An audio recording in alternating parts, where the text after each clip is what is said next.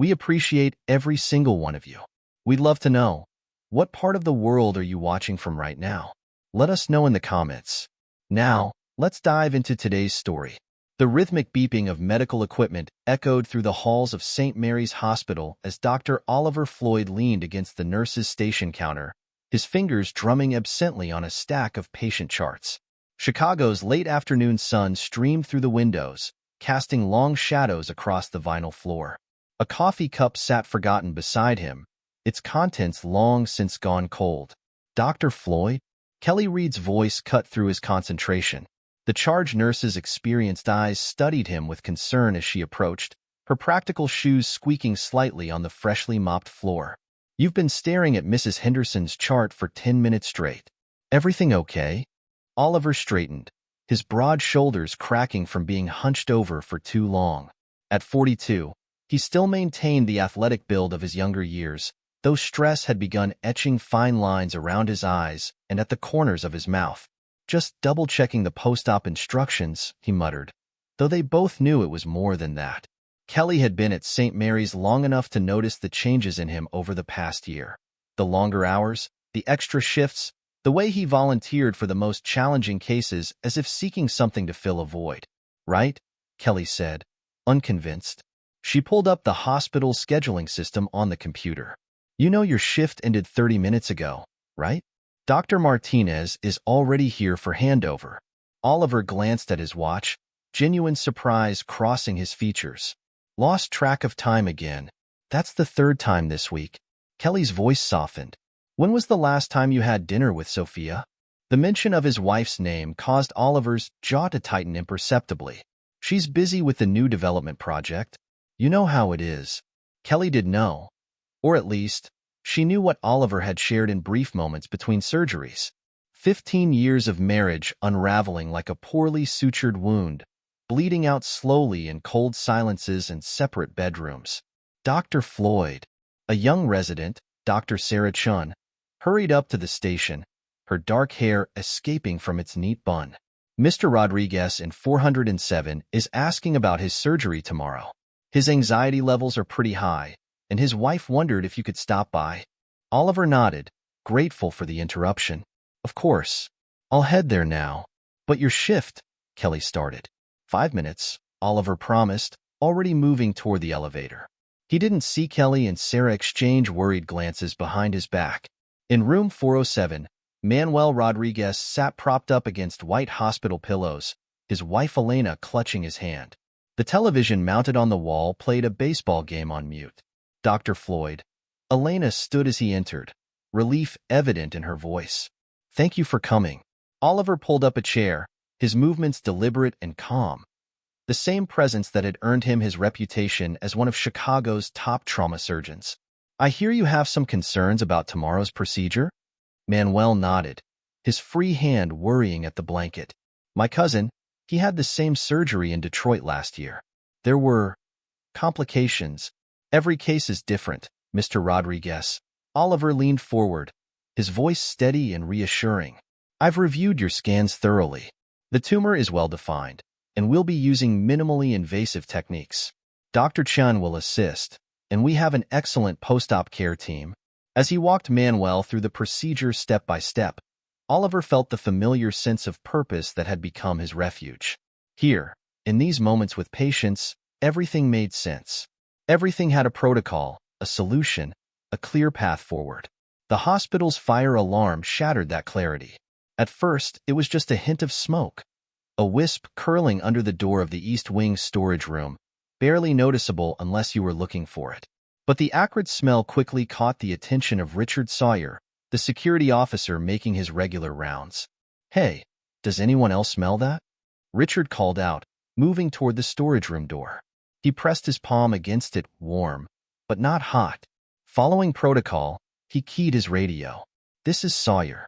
We might have a situation on 4 East, possible smoke coming from storage." The words had barely left his mouth when the hospital's fire alarm system erupted into life, its harsh rhythm instantly transforming the quiet evening shift into controlled chaos. Oliver was still in Mr. Rodriguez's room when the alarms began. Years of emergency drills kicked in automatically. "Stay calm. He instructed the Rodriguez family, already moving to check the hallway. The nurses will be here shortly to begin evacuation procedures. In the corridor, staff members were emerging from rooms, their faces a mix of concern and determination. Kelly's voice rang out over the growing noise. Remember your training. Even-numbered rooms evacuate first. Follow the illuminated pathways to the nearest clear stairwell. Oliver made his way to the nurses' station, where Kelly was coordinating with security through the internal phone system. Her usual calm efficiency had shifted into high-alert mode, her movements precise and purposeful.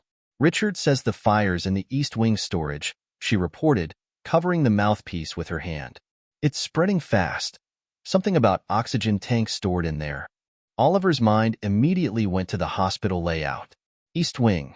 That's where we moved the extra supplies during the renovation. His eyes widened as realization struck.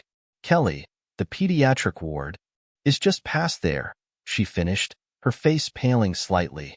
The main access will be cut off if the fire spreads. Through the growing haze of smoke, they could hear the distant wail of fire engines mixing with the hospital's alarms. But Oliver knew response times. Knew that even Chicago's finest would need precious minutes to arrive, set up, and reach the upper floors. Start evacuating everyone you can through the west exits, he ordered, already moving toward the East Wing. I'll check the pediatric ward. Oliver, Kelly called after him. Fire department says to wait. But he was already gone, his white coat disappearing around the corner. Kelly grabbed her radio, her voice clipped and professional despite her racing heart. Attention all staff. Code red, 4th floor. This is not a drill. Begin immediate evacuation procedures. The smoke grew thicker as Oliver approached the pediatric ward. He could feel the heat now, hear the crackle of flames behind the storage room door. Stopping at a supply cart, he grabbed several towels and soaked them in water from a nearby drinking fountain. The pediatric ward doors burst open as he approached, and Nurse Ramona Gutierrez emerged, leading 2 small children by the hand. Her dark curls were damp with sweat, her scrubs smudged with soot. Dr. Floyd. Thank God. She coughed, pulling the children closer. We have 18 more inside. Some can't walk, and the smoke? Here, Oliver pressed a wet towel into her hand, then tied another around his own face. Get these 2 to Kelly at the nurses' station. I'll start with the next group. Inside the ward, the scene was controlled pandemonium. Nurses moved efficiently between beds, disconnecting monitors and preparing patients for transport. 20 children, their eyes wide with fear, some crying quietly, others eerily silent, waited to be rescued. Oliver quickly assessed the situation. Getting all 20 out would require multiple trips through increasingly dangerous conditions. Listen up. Oliver's voice cut through the chaos. We're going to move in groups of 3. Those who can walk will help those who can't. Wet towels over your faces, stay low, and follow me exactly. We'll use the service corridors. They're better protected. He knew these hallways like he knew the human anatomy. Every turn, every shortcut, every alternative route. It was knowledge earned through countless nights on call, through rushing between emergencies and seeking quiet moments of respite. The first group followed him through the smoke-filled corridors, their footsteps echoing on the linoleum. Oliver led them past the maintenance room, down a narrow hallway most staff didn't even know existed, and finally to the relative safety of the West Wing. Dr. Floyd. Richard Sawyer grabbed his arm as he emerged with the children. Fire department's here. They're saying the building's too unstable. There are more kids in there. Oliver cut him off, already turning back. Tell them to focus on containing the fire. We'll handle the evacuation. Time became fluid, measured only in trips through the smoke and flame. Each journey became more treacherous as the fire spread, eating through walls and ceiling tiles. Oliver's lungs burned, his eyes streamed, but he pushed through, guided by the knowledge of what waited in those hospital beds. Outside, the scene grew increasingly chaotic. Emergency vehicles crowded the parking lot, their lights painting the gathering crowd in alternating red and blue. News vans began arriving, their reporters sensing a story in the making. But while all eyes were on the drama unfolding at St. Mary's Hospital, another scene was playing out in a quiet suburban home 20 minutes away. Sophia Jones-Floyd stood in the home office she supposedly shared with her husband, though Oliver hadn't set foot in it for months. Her perfectly manicured nails tapped impatiently on the desk as she watched James Warren Connell work his magic on their computer. "Almost done," James murmured, his fingers flying over the keyboard. At 45, he cut an impressive figure in his tailored suit, his salt and pepper hair adding an air of distinction that had first caught Sophia's eye 8 months ago. Just moving the last bit from his retirement account now, Sophia moved to stand behind him, one hand resting possessively on his shoulder. On the screen, numbers shifted between accounts, flowing like water through the digital channels they'd carefully constructed. Oliver's life savings, the careful investments and prudent planning of a successful surgeon, disappearing into offshore accounts with each keystroke. "He'll be in surgery until late," she said, though a note of uncertainty crept into her voice. "He never checks these accounts anyway." Too busy playing hero at the hospital, James reached up to squeeze her hand, his gold rings cool against her skin. "By the time he notices, we'll be breaking ground on our resort. Just think, Sophia, your own luxury development in the Caribbean. No more Chicago winters. No more lonely nights while your husband saves everyone but your marriage." She smiled, pushing away the small voice in her head that whispered of doubt. 8 months ago, when James had approached her at that property development meeting, he'd awakened something in her she thought had died. A sense of adventure, of possibility, of being truly seen. Oliver had been absent for so long, buried in his work, that she'd barely felt guilty when the flirtation with James turned into secret meetings, and those meetings turned into detailed plans. It wasn't just about the money, she told herself. It was about feeling alive again. "There," James announced, closing the last window. "All done. By this time tomorrow, we'll be on our way to our new life." He stood, pulling her into an embrace that smelled of expensive cologne and promised adventures. Neither of them noticed the breaking news alert that flashed across Sophia's phone, abandoned on the desk. "Major fire at St. Mary's Hospital. Multiple heroes emerge in ongoing evacuation." Back at the hospital, Oliver emerged from the smoke-filled building one final time, supporting a young nurse who had insisted on staying behind to help. His scrubs were black with soot, his face streaked with sweat and grime. Emergency responders rushed forward to take the nurse from him as he stumbled, finally allowing exhaustion to take its toll. "That's everyone," he managed to rasp before his legs gave out. Kelly appeared beside him, helping him to sit on the back step of an ambulance. "103, she said, pressing an oxygen mask to his face despite his weak protests. "You got 103 people out, Oliver. 78 patients and 25 staff members." He tried to wave away the mask, but Kelly held firm. "The fire department says another 10 minutes and the whole East Wing would have collapsed. You shouldn't have been able to get through at all." Oliver closed his eyes, seeing again the faces of the children he'd led to safety, hearing their frightened whimpers and feeling their small hands clutching at his scrubs. The pediatric ward, something about that thought nagged at him, but his smoke-addled brain couldn't quite grasp it. "Dr. Floyd?" A paramedic appeared with a blood pressure cuff. "We need to get you checked out, sir. Smoke inhalation can have serious delayed effects." "I'm fine." He tried to stand, but Kelly pushed him back down. "For once in your life," she said firmly, "let someone else do the saving." As the paramedics began their examination, Oliver's thoughts drifted to Sophia. He should call her, let her know what happened. But as he reached for his phone, he realized it had melted slightly in his pocket, warped by the heat of the fires he'd run through. "Use mine," Kelly offered, but Oliver shook his head. The silent house, the separate bedrooms, the carefully maintained distance. It all seemed very far away now, like a different life lived by a different person. "Later," he said, letting his head fall back against the ambulance. "She's probably busy anyway." The sun had fully set now, but the night was alive with flashing lights and the controlled frenzy of emergency response. Somewhere in the crowd, reporters were already crafting their stories of heroism and narrow escapes. But Oliver didn't see any of it. His world had narrowed to the rhythm of his own breathing, the ache in his muscles, and the faces of those he'd saved imprinted on his memory. He didn't know that this night would change everything, that while he had been running into flames, the foundations of his personal life had been burning away in a very different kind of fire. For now, he was simply a surgeon who had done what needed to be done, unaware that his greatest challenges still lay ahead. The night air carried the acrid smell of smoke and the distant wail of sirens still rushing towards St. Mary's. In the Gardner household across the street from the hospital, 12-year-old Tommy pressed his face against his bedroom window, watching the scene unfold.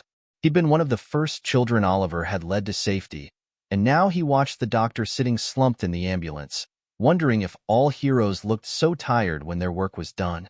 In the hospital's administrative offices, Janice Nash, the night administrator, was already fielding calls from the board of directors while coordinating with maintenance about damage assessment.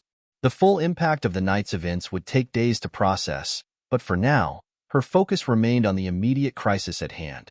In his suburban home office, James Connell closed the final browser window with a satisfied smile. The last transfer had gone through, millions of dollars moved to untraceable accounts. Beside him, Sophia straightened her designer blouse, already dreaming of Caribbean sunsets and luxury resort groundbreakings. Neither of them spared a thought for the man whose life savings they'd just stolen, the same man who at that moment sat exhausted in an ambulance, having just saved over 100 lives. The irony of timing would only become apparent in the days to come. 3 weeks passed like a blur of press interviews and incident reports. The scent of smoke still lingered in Oliver Floyd's nostrils, though St. Mary's East Wing had long since been cordoned off for repairs.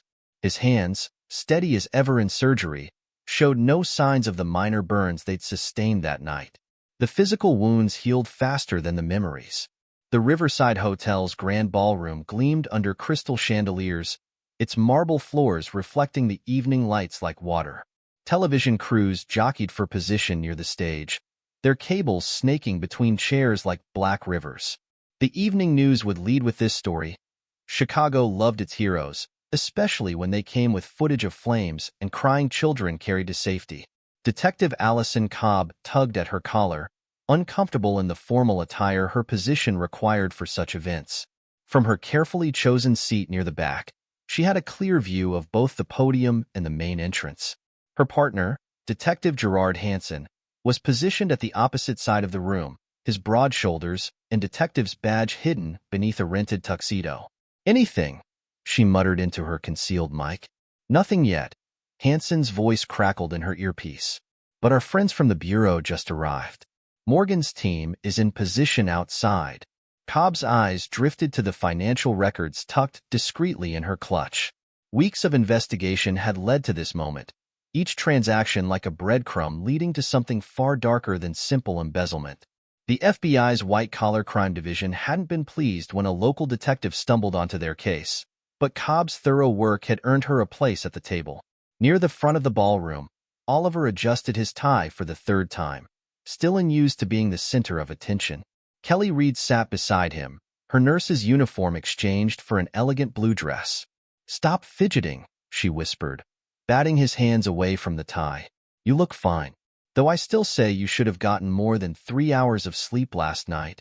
"Emergency appendectomy," Oliver murmured back.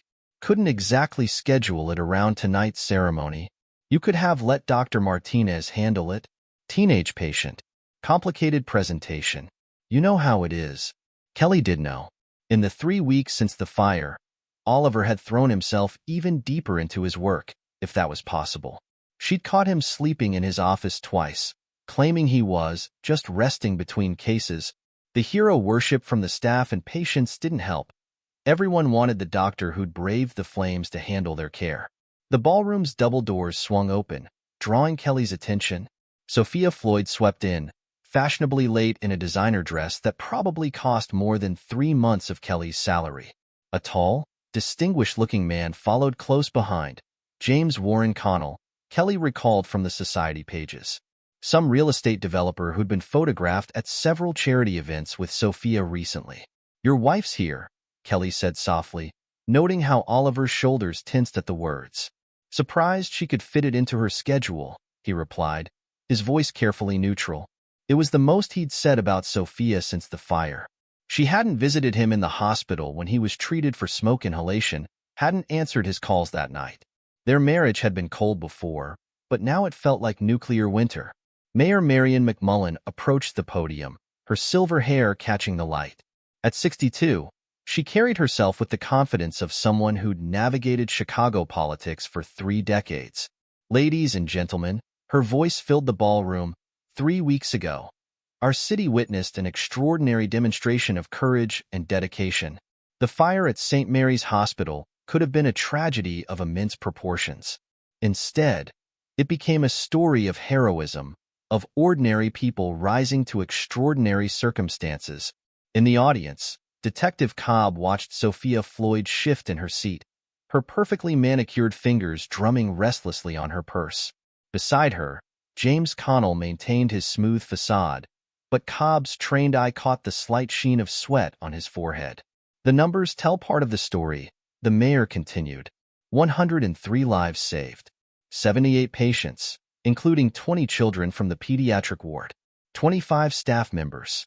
But numbers can't capture the full magnitude of what happened that night.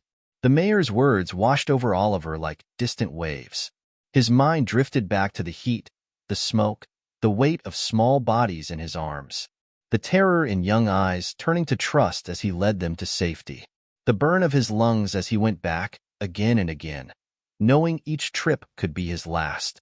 Among those who showed tremendous courage that night, one individual stands out. A surgeon who, having already completed a full shift saving lives in the operating room, chose to run toward danger rather than away from it. Ladies and gentlemen, please join me in honoring Dr. Oliver Floyd. The applause thundered through the ballroom as Oliver rose, straightening his jacket. Kelly squeezed his arm as he passed, a gesture of support that meant more than the mayor's words ever could. Detective Cobb tensed in her seat, one hand moving closer to her concealed weapon. If their intelligence was correct, everything was about to change.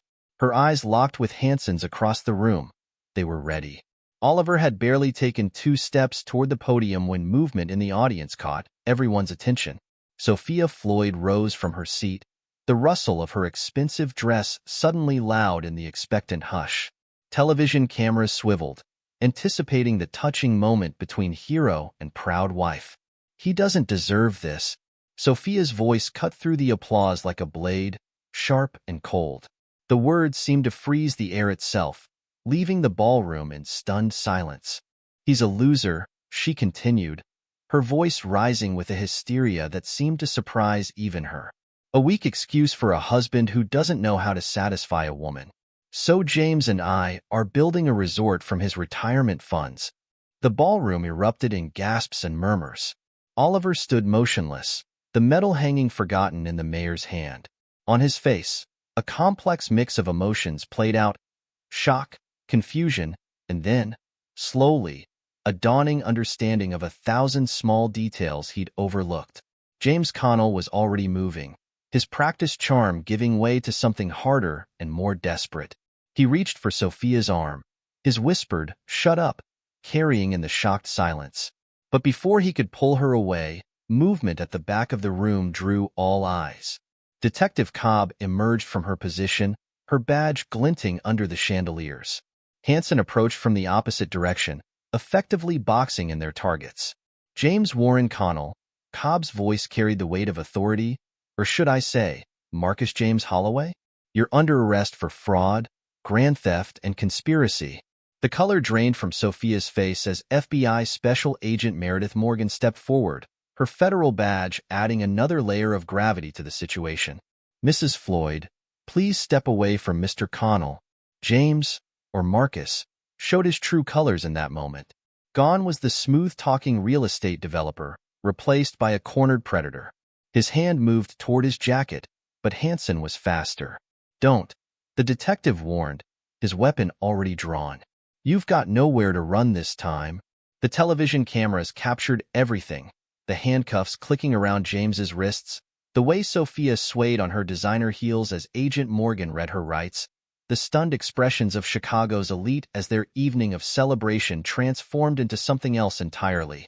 Oliver watched it all with an expression that spoke of pain but not surprise, as if some part of him had been waiting for this moment without knowing it. Kelly appeared at his side, her presence steady and grounding. Dr. Floyd, Agent Morgan approached after securing Sophia, her voice professional but gentle. I believe we owe you an explanation. We've been tracking Mr. Connell, or Mr. Holloway, for some time. He's wanted in 3 states for similar schemes, targeting wealthy professionals through their spouses. The agent's next words landed like physical blows. But this case is personal for me. My nephew, Tommy, was in that pediatric ward the night of the fire. He was recovering from appendicitis when you saved his life. The FBI has been monitoring these suspicious transfers, and that connection led us to discover James Connell's true identity and his history of seducing wealthy women and stealing their assets. Oliver's medical training kicked in, his mind automatically cataloging details even as his personal world crumbled. Tommy Thompson, 11 years old, complicated presentation with peritonitis? That's him, Morgan nodded, something like respect flickering in her eyes. You remember all your patients that well? The complicated ones, Oliver replied absently, his attention drawn to where Sophia was being led away. Their eyes met across the ballroom, and in that moment, 15 years of marriage seemed to crystallize and shatter. The mayor had retreated from the podium, her carefully prepared speech rendered meaningless by the drama unfolding before her. News reporters were already rushing for the exits, eager to file their stories about how a ceremony honoring a hero had exposed a scandal that would rock Chicago's social circles. Dr. Floyd, Detective Cobb approached, her professional demeanor softening slightly. We'll need to speak with you about the financial aspects of this case, but it can wait until tomorrow if you prefer. Oliver nodded mechanically, his surgeon's composure holding even as his personal life lay in pieces around him. I have surgery scheduled tomorrow morning. Can we meet in the afternoon? Of course. Cobb exchanged glances with Agent Morgan.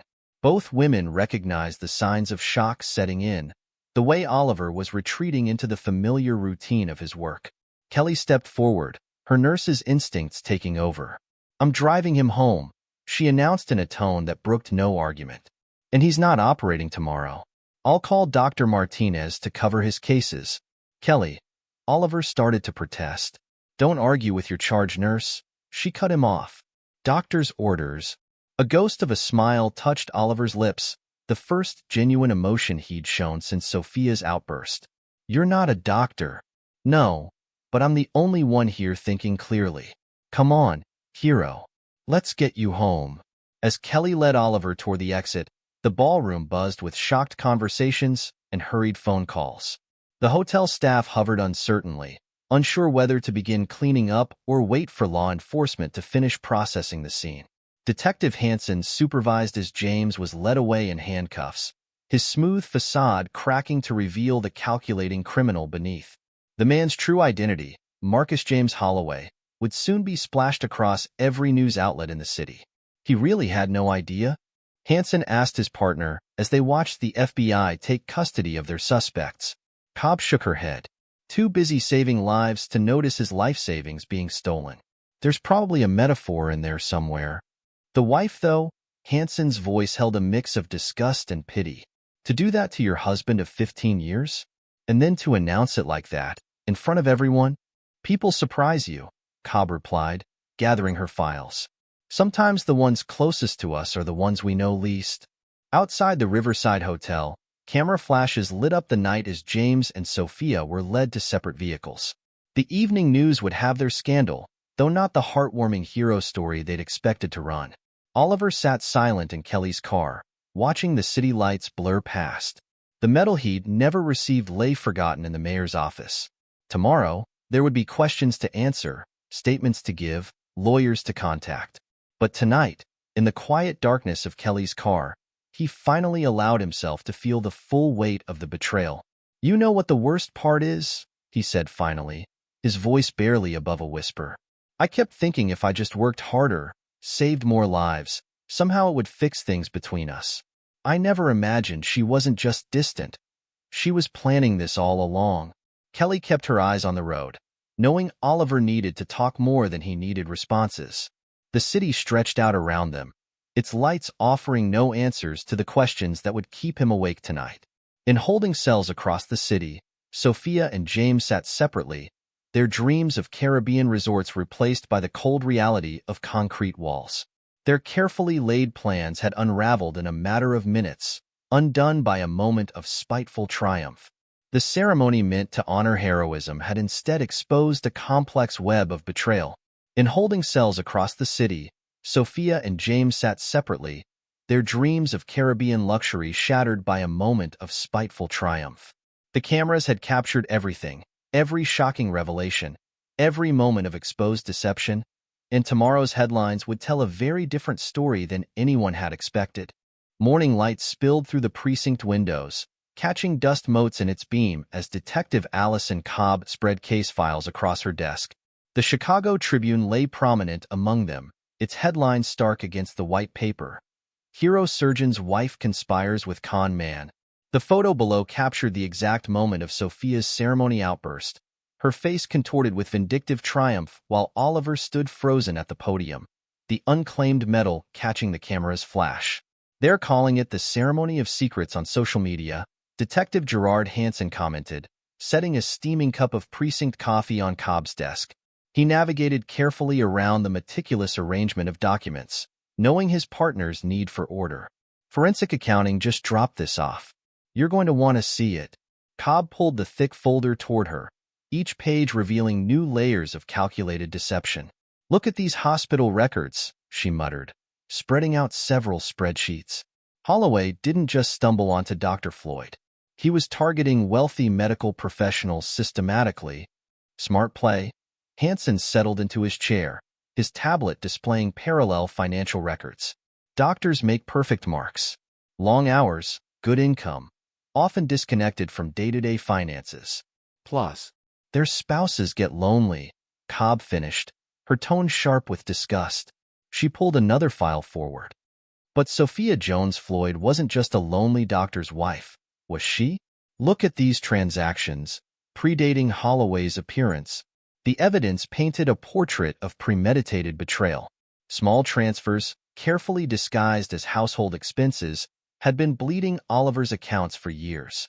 Each transaction bore Sophia's digital fingerprint, a trail of breadcrumbs leading to offshore accounts open long before James Warren Connell, now confirmed as Marcus James Holloway, had entered the picture. Officer Sarah Chen appeared at Cobb's desk, her rookie enthusiasm tempered by the gravity of the case. Dr. Floyd's here for his statement. I put him in conference room 2. Thanks, Sarah. Cobb gathered select files. Have records send up everything they have on charity events and real estate functions from the past year. We need to establish the pattern of accidental meetings. Oliver sat at the conference table, the fluorescent lights harsh against his exhausted features. He traded his surgical scrubs for casual clothes, a gray sweater and dark slacks that somehow emphasized the weight he'd lost since the ceremony. Dark circles beneath his eyes suggested sleep remained elusive. Thank you for coming in, Cobb began, arranging files with precision. We have some findings that might be challenging to process. A ghost of a smile touched Oliver's lips. More challenging than watching my wife announce her infidelity and theft on local television. His attempt at humor couldn't quite mask the pain beneath. I've been a surgeon for 20 years, detective. I prefer direct information to careful approaches. What have you found? Hansen spread the financial records across the table, each page annotated with yellow sticky notes marking significant transactions. Your wife began systematically embezzling from your joint accounts approximately 3 years ago. Small amounts initially, carefully hidden within regular household expenses. We believe, Cobb continued, highlighting specific transactions, she was building an escape fund. The pattern suggests long-term planning, not impulsive decisions. Oliver Surgeon's hands that had saved countless lives, traced the columns of numbers with clinical detachment. His expression remained professional, as if reviewing a particularly complex patient chart. The amounts increased exponentially 8 months ago. When she met James, Marcus, Cobb corrected gently, Marcus James Holloway. He's a professional confidence man with outstanding warrants in Illinois, Wisconsin, and Michigan. The Caribbean Resort Development Scheme was his standard operation. Seduce wealthy women, typically doctors' wives, then convince them to invest in fictional development projects. But something was different this time, Hansen added, pulling up additional files on his tablet. The FBI's white-collar crime division had been tracking his movement patterns. When the suspicious transfers began from your accounts, it raised flags in their system. Agent Morgan's personal connection to you, through her nephew Tommy, helped them connect the disparate pieces. Oliver's hands stilled on the papers, his medical mind automatically supplying the details. Tommy Thompson. Complicated appendicitis case from the pediatric ward. Peritonitis. Fever of 103.2. Parents divorced. Mother working nights. He paused, the personal and professional suddenly colliding. He was one of the 20 children in the ward that night. Your attention to patient details makes this harder to understand, doesn't it? Cobb observed carefully. How you missed the signs at home? The professional mask slipped slightly, revealing raw pain beneath. I believed if I just worked harder, saved more lives, somehow it would fix whatever was broken between us. His voice dropped. I didn't realize there was nothing left to fix. That she'd been planning her exit for years. A sharp knock interrupted the moment. Kelly Reed entered, her nurse's scrubs exchanged for business casual attire. Behind her came Janice Nash, the hospital administrator, carrying a laptop and several thick folders. Both women's expressions held a mix of determination and concern. Sorry to interrupt. Kelly's familiar presence seemed to steady Oliver somewhat. But we have something you need to see. All of you. Janice Nash, her administrative efficiency evident in every movement, connected her laptop to the conference room's display. Security footage filled the screen, showing the hospital parking garage on the night of the fire. The timestamp read 7:45 p.m., approximately 30 minutes before the first alarm. We've been reviewing all security feeds from that evening, Janice explained, her voice clipped and professional. Our IT team enhanced several crucial segments. The grainy footage showed Sophia entering the garage in her Mercedes, parking in a secluded corner away from the main staff areas. Minutes later, James arrived in his Range Rover. Their body language as they met spoke of intimacy and urgency. James handed something to a third person, a maintenance worker Kelly identified as Mike Reeves. This isn't the first meeting we found, Janice continued, queuing up additional footage. We have them at multiple charity events and real estate functions over the past months. James clearly orchestrated these seemingly chance encounters. Mike came forward this morning, Kelly added softly. He's agreed to make a full statement. James paid him $10,000 to tamper with the electrical system in the East Wing storage room. They wanted a distraction to cover the final financial transfers. The color drained from Oliver's face. They deliberately started the fire? There were children in that ward. 20 children. They claimed they only intended a minor electrical issue. Hanson's disgust was evident.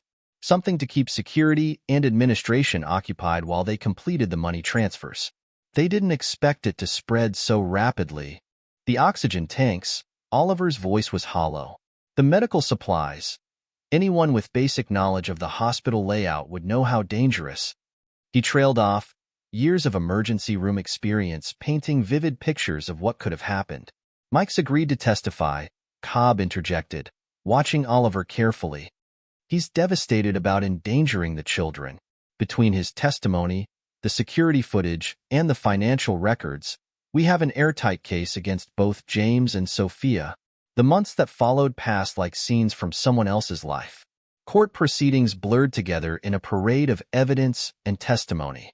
Sophia's tearful attempts at justification crumbled under the weight of financial records showing years of calculated theft.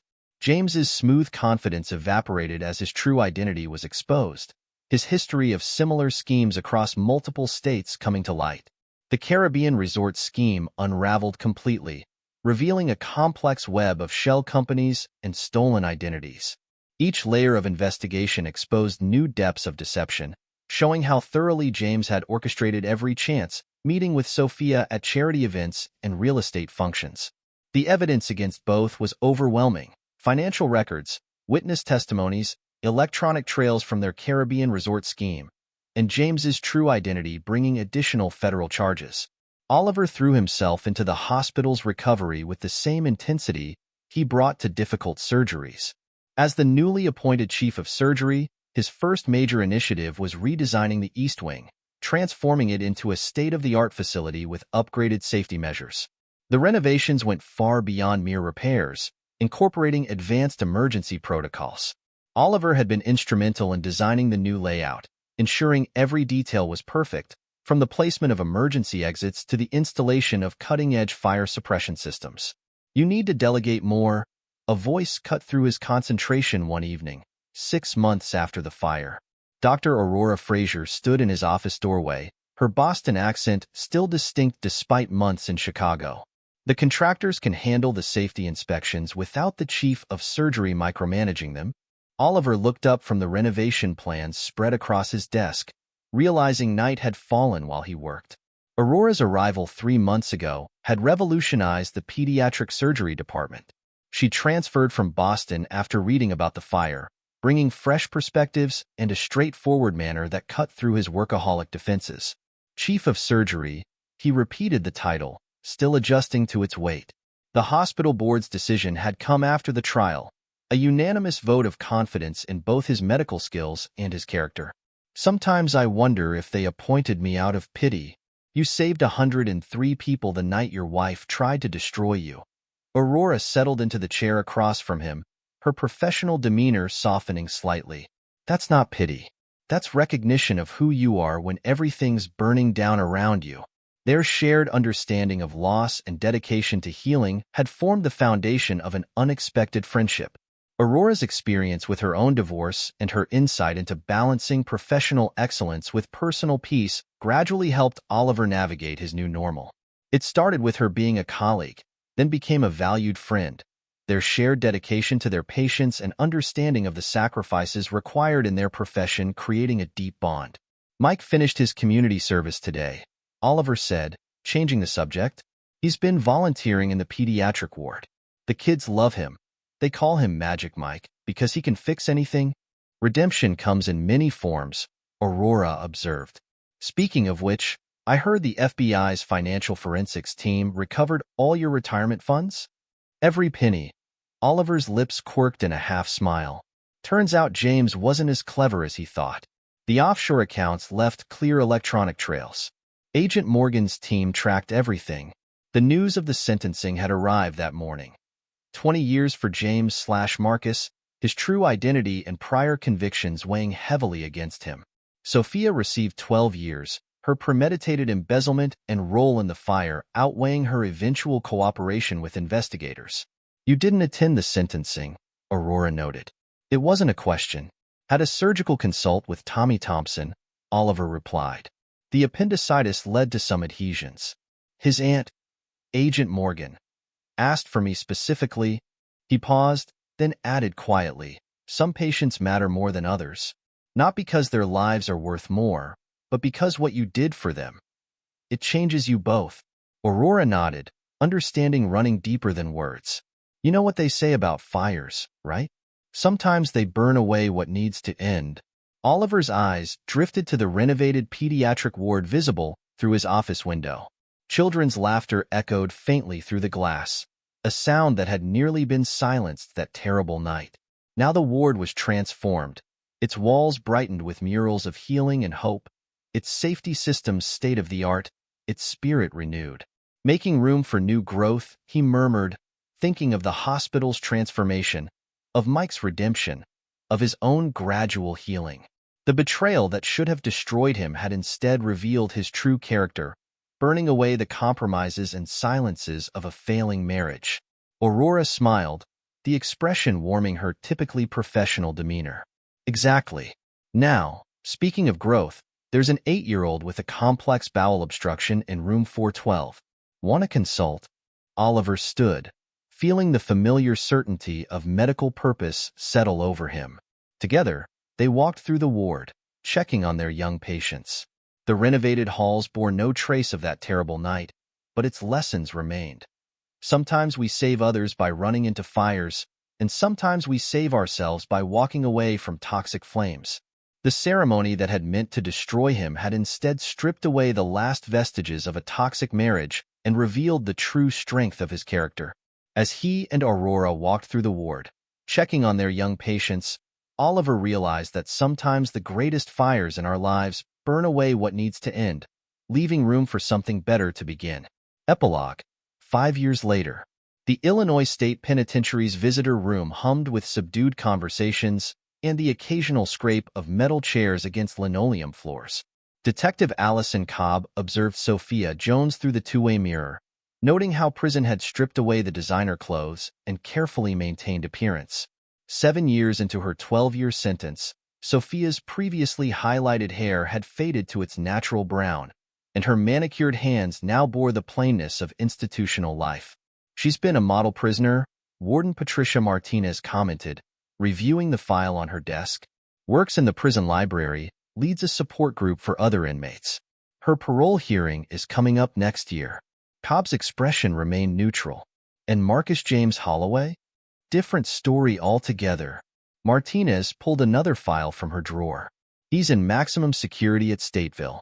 Tried to run another con from inside, targeting female prison staff. They transferred him after that. He's got 15 more years to serve minimum." "Some people never change," Cobb muttered, thinking of the dozen other cases they'd connected to Holloway after his arrest. Women across 3 states had come forward, their stories echoing the same pattern of seduction and betrayal. "Your guy, though?" Martinez smiled slightly. "He turned out okay." "Dr. Floyd?" Cobb's lips curved upward. "Yeah, he did." Across town, St. Mary's Hospital's pediatric wing buzzed with activity. The ward that had once been ravaged by flames now stood as a testament to renewal, its halls filled with light and hope. A massive mural stretched along one wall, depicting a phoenix rising from flames, a subtle reminder of the night that had changed everything. Dr. Oliver Floyd, now 57, stood at the nurse's station reviewing charts on a tablet. The past 5 years had added some gray to his temples, but his hands remained steady as ever. As chief of surgery, he'd transformed St. Mary's into one of Chicago's premier medical centers, its burn unit and pediatric care programs nationally recognized. "Ready for the ceremony?" Dr. Aurora Fraser Floyd approached, carrying 2 cups of coffee. Her Boston accent had softened over the years, though it still emerged when she was tired or excited. The simple gold band on her left hand caught the morning light, a match to the one Oliver wore. Their wedding 3 years ago had been small, intimate, and entirely unlike the social spectacle of his first marriage. They'd exchanged vows in the hospital chapel, surrounded by staff who'd become family. Kelly Reed had been matron of honor, her own promotion to director of nursing services making her technically their boss, a fact she never tired of pointing out. "As ready as I'll be," Oliver accepted the coffee. "Though I still think naming the new pediatric burn unit after me is excessive." 27 Save Children disagree, Aurora reminded him. Their families raised most of the funding. You can't argue with grateful parents. Those 27 children, the ones he'd led to safety that night, had grown up, but they hadn't forgotten. Many had attended Oliver and Aurora's wedding. Tommy Thompson, now a pre-med student at Northwestern, had given a toast that left few dry eyes in the chapel. "Dr. Floyd?" Mike Reeves's voice interrupted their conversation. The former maintenance worker, now the hospital's head of facilities management, approached with a tablet of his own. "Final safety inspection for the new unit is complete. Everything's perfect." Mike's redemption story had become almost as well known as Oliver's. After serving 18 months of community service, he'd thrown himself into learning everything about hospital safety systems. His expertise, born from guilt and dedication, had helped design safety protocols now used in hospitals across the country. "Thanks, Mike," Oliver smiled. "Joining us for the ceremony?" "Wouldn't miss it." Mike's face showed the peace of a man who'd faced his mistakes and worked to make amends. "My wife's bringing the kids." Little Oliver's excited to see his hospital. Oliver still felt touched that Mike had named his son after him. The boy had been born 2 years ago, after Mike married one of the pediatric nurses who'd seen his transformation firsthand. "Dr. Floyd?" Richard Sawyer, now chief of hospital security, approached with Janice Nash beside him. "Channel 7 is setting up in the lobby. They want to do a quick interview about the dedication and the grand announcement," Janice added. The hospital administrator had aged gracefully, her efficiency undimmed by time. "The Pediatric Fire Safety Initiative is getting national attention." The initiative had been Oliver and Aurora's joint project, a program teaching fire safety to children and training medical staff in advanced evacuation procedures. It had grown from tragedy to triumph, much like everything else that had emerged from that night 5 years ago. Dr. Floyd. Kelly Reed's voice carried down the hall as she hurried toward them, her director of nursing services badge swinging. You need to see this. She held out her phone, displaying a news article. Caribbean resort scammer faces new charges. The photo showed Marcus James Holloway, still handsome despite his prison jumpsuit, being led to a courthouse. 3 more victims came forward, Kelly explained. Cold cases from before? Everything. They found evidence in his old storage unit. Prosecutors think it could add another decade to his sentence. Oliver scanned the article, feeling oddly detached. The man who had nearly destroyed his life seemed smaller now, reduced to just another criminal making headlines for all the wrong reasons. There's more. Kelly scrolled down. Sophia's giving evidence against him. Apparently, she found records during their time together. She's been cooperating with investigators from prison, looking for early parole, Janice observed shrewdly. Probably, Aurora agreed, her hand finding Oliver's. But maybe she's finally facing what she did. People can change. Oliver thought of Mike with his young family, of the children he'd saved now growing into adults, of his own journey from betrayal to renewal. Yes, they can. The dedication ceremony for the Dr. Oliver Floyd Pediatric Burn Unit drew a crowd that filled the hospital's main atrium. Among the attendees, Detective Cobb sat with her former partner, now Captain Gerard Hansen. They'd both semi-retired from active duty, though Cobb still consulted on white-collar crime cases. Remember when we thought this was just another fraud case? Hansen mused as they watched Oliver take the podium. Turned out to be much more, Cobb replied. Her investigation had led to reforms in hospital financial security and new protocols for detecting similar schemes. Though I never expected to be invited to a wedding because of it. On stage, Oliver surveyed the gathered crowd. He saw Tommy Thompson with his aunt, FBI Special Agent Morgan, both beaming with pride. The other children he'd saved that night, now young adults, sat together in a reserved section, their presence a testimony to survival and growth. 5 years ago, Oliver began, his voice carrying clearly through the atrium. This hospital faced a night of darkness and fire. We could have let that night define us by what we lost. Instead, it defined us by what we found. Courage, community, and the capacity for renewal. Aurora watched from the front row, remembering the broken man she'd met in the aftermath of betrayal. She'd fallen in love not with his heroism but with his humanity. The way he'd channeled pain into purpose, betrayal into blessing. The unit we're dedicating today isn't just about treating burns, Oliver continued. It's about recognizing that sometimes the worst fires forge the strongest bonds. Every child who comes through these doors will know they're not just patients. They're part of a legacy of healing and hope. In her prison cell, Sophia watched the ceremony livestream on the library computer, her hands trembling slightly. She declined invitation to submit a statement, knowing some bridges couldn't be rebuilt. But she'd written letters to the families of the children who'd nearly died in the fire, to Mike Reeves whose life she'd nearly ruined, and finally to Oliver himself. The letters expressed remorse without seeking forgiveness, acknowledged fault without making excuses. She'd found her own path to redemption in the prison library, helping other inmates prepare for GED exams and reconnect with their families. It wasn't the life she dreamed of, but it was an honest one. Meanwhile, in Stateville's maximum security wing, Marcus James Holloway seethed over newspaper articles about Oliver's success. His attempts to manipulate the system had failed, his charm dulled by years of imprisonment. The new charges would keep him locked away well into old age, his dreams of Caribbean resorts replaced by concrete walls and iron bars. Back at St. Mary's, the ceremony concluded with a surprise announcement. The hospital board had partnered with Northwestern University to establish the Floyd Fraser Fellowship in Pediatric Trauma Care, a program combining cutting-edge medical training with comprehensive emergency response protocols. Because sometimes, Aurora had explained during the planning meetings, the best way to honor a legacy is to ensure it continues through others. After the ceremony, Oliver and Aurora walked through the new unit together. The rooms featured state-of-the-art healing environments designed specifically for young burn victims. Each detail, from the air filtration system to the interactive therapy spaces, reflected lessons learned from that terrible night. "Dr. Floyd?" A young voice called out. 10-year-old Lisa Martinez, one of their current patients, sat up in her bed as they passed. "Is it true what they say? That you ran into a fire to save kids?"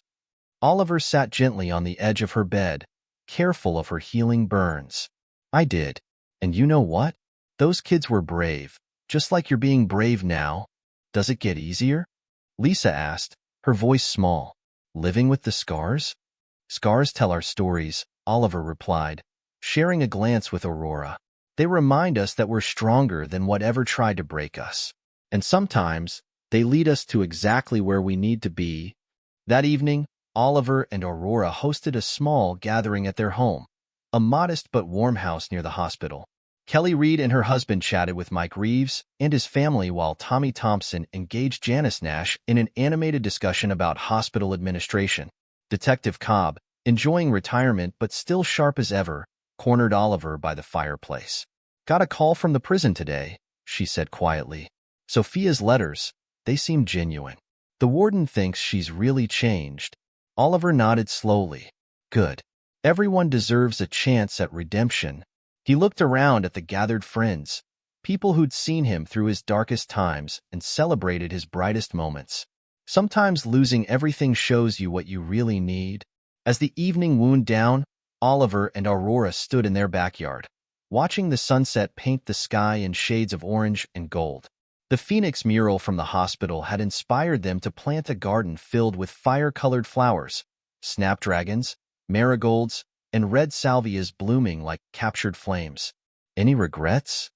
Aurora asked, though she already knew the answer. Oliver thought of the journey that had brought them here, from the night of fire and betrayal to this moment of peace and purpose.